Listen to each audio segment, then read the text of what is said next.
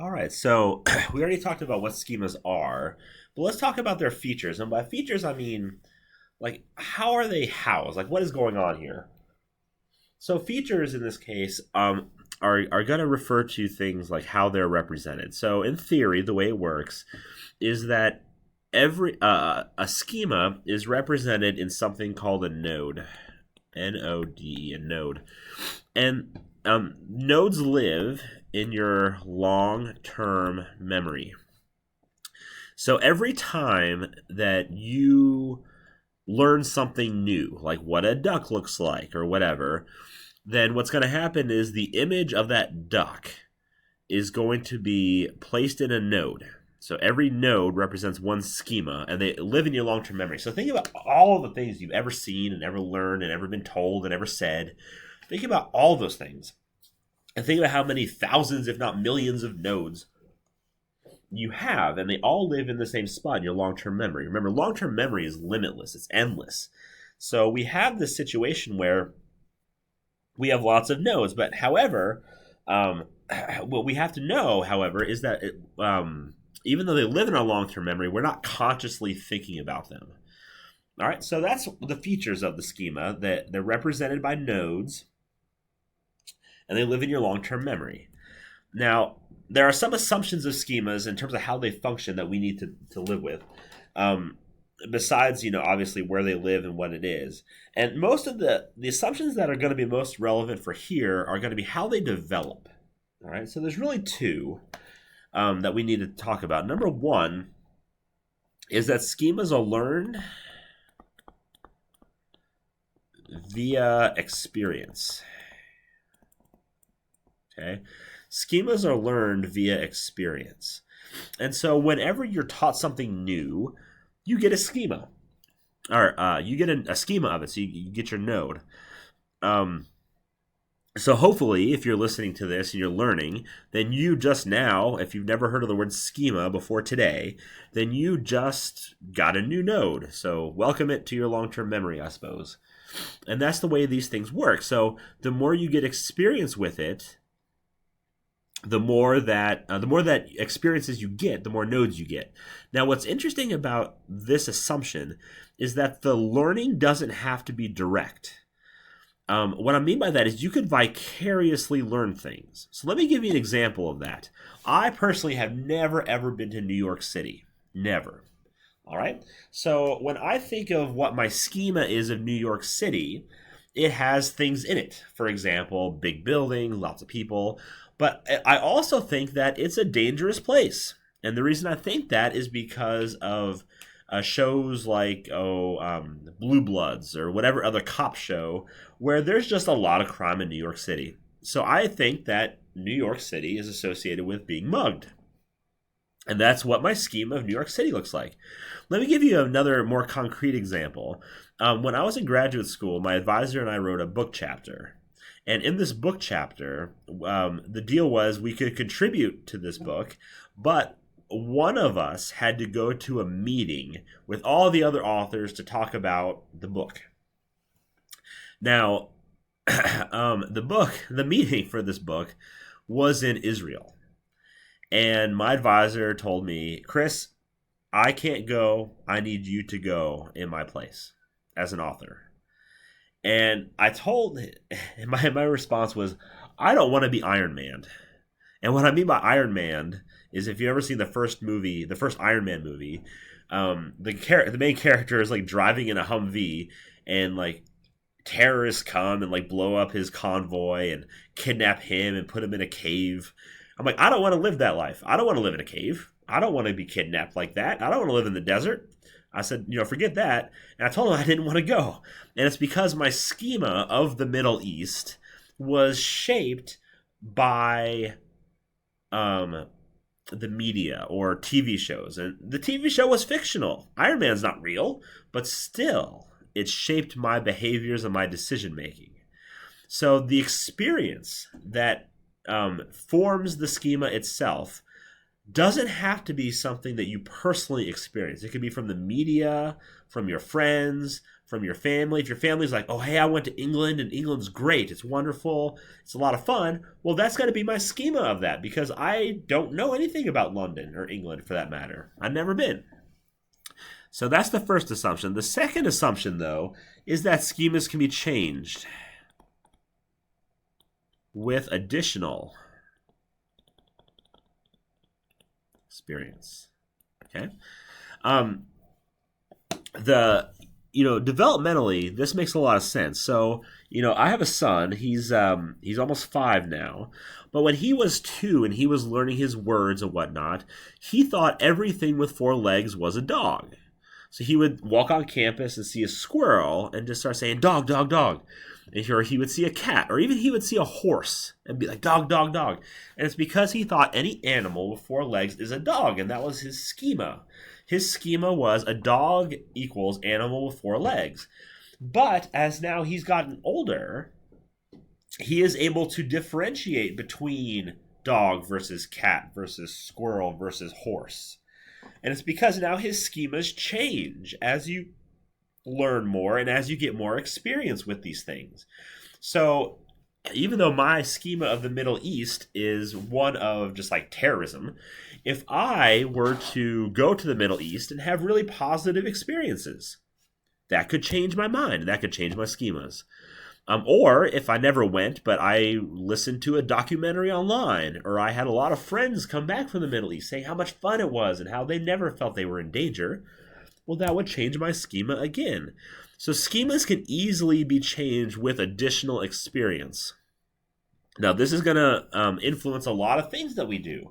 For example, it's going to influence a lot of things like when we talk about issues of racism later on. That's going to be for the final section of this course. But, if I had you say, draw your schema of a Muslim, or of a terrorist. Most people would draw a man, an Islamic man with the scarf covering all of his face except for his eyes, and an AK-47 in his hand. But we know that there are terrorists from the U.S. that are women, that are white, right? Think Timothy McVeigh, the Oklahoma City bomber. He was a white male, right, from the U.S. And so what we have is we have our schemas that could easily be changed with additional experiences. And those are the 2 assumptions that we really need to worry about here for this. And although implicit, I want to make it explicit, is that these are linked to memory. All right, and that's what makes this social cognition. So for example, for example, they're linked to memory. So what's going to happen is schemas are going to be related to each other. So if I said the word peaches, like the fruit peach, you would say maybe in your mind your nodes would start being active, and peaches are related to fruit. Fruit is related to the node yummy. So now you have 3 nodes active just because I said the word peaches. Or if I say me, Dr. Barlett, hopefully you're just like, oh, he's awesome. So we're linking things together. And so what happens if I was to say the word, soccer? All right, I love soccer. So for me, my nodes are soccer, coaching, big green field, running, happy memories. All these things are going to start to fire off just because I said the word soccer. So they're all linked to memory in some way, shape, or form. All right. Now, remember, we don't care about schemas at all unless they predict behavior. And how that's going to work is schemas themselves are going to function as mental shortcuts that do predict behavior. All right. They're going to predict behavior very well. And the reason why is because it is a low cognitive effort, you don't have to think about it, solution to a social problem. All right? Remember, humans are lazy. That's one of our motivations. And when you don't have time or you don't want to think about it, we're going to rely on these schemas to help guide our behaviors. All right? And you may not believe me. You may be like, well, who gives a crap, right? If I say the word elephant and you're just like, ooh, an elephant, I might go to that's not going to make you go to the zoo or go to the circus just because you have the word elephant kind of in your mind now. Who cares? But we're going to see very clearly that it's going to care. I'm going to show you some cool studies in a second after we figure out how it predicts behavior. Part of the deal with schemas in terms of its predicting of behavior, is that there are steps to it that we have to be aware of. And these steps are really, really neat in terms of how our mind works. And it just makes me kind of remember why humans are just so cool. Now, the process by which this whole thing gets started is going to be called priming. And what's going to happen is priming is the method by which schemas get activated. All right. And usually it's very, very subtle how these things happen. And how priming works is there's lots of ways. All I have to do is say a word, or have you read something, or have you look at a picture, and you'll be primed. So as an example, if I said the word desk, all right, what's going to happen is that's a prime. I said the word, I primed you with the word desk, and now the node of your desk is going to be activated. All right, that node is going to be in your conscious because you're thinking desk. Now what's going to happen is when you think desk, other related ones are going to also come up, like school, studying, whatever. So let's go through an example of priming. So let's say I just showed you this. All right, this is from the movie Braveheart. When you see this, what do you think? What's the first thing that comes to your mind? Go. Well, for me, the first thing I saw was the bloody sword. And so I may think sword, blood, violence. Now I'm primed. All right. Now, what's the first thing that comes to your mind when you see this? You see a wedding. So, you see this person, so you may say wedding, happiness, whatever. I see Julia Roberts. I don't like her as an actress at all. I don't know why. I just have a thing against her. So when I see this, I think like horrible acting. But needless to say, you can think whatever you want. All right. Now, what happens? What first thing that comes to your mind when you see that? Go. All right. For a lot of us, you will think Trump and the positives or negatives that come with that. All right.